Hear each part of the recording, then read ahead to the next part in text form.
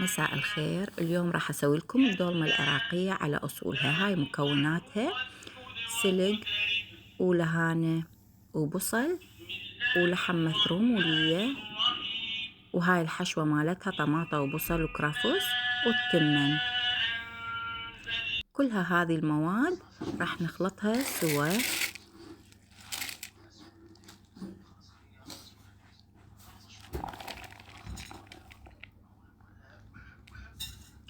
ونضيف لها صلصة. الصلصة عبارة عن معجون ودبس الرمان وبهارات، كل أنواع البهارات اللي تحبوها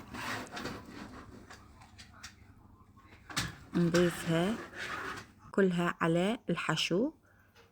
هسه نبدي نحشيه. طبعا لما ندوزي ضروري تخلونه ملح وكل هاي يعني البهارات ومكوناتها.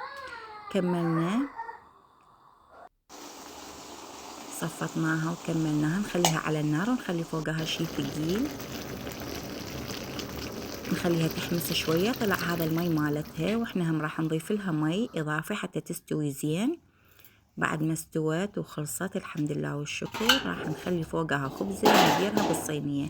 طبعا ما قدرت اشيلها فدرتها بهذا الشكل. وهاي نهايتها، وعلينا وعليكم ألف عافية.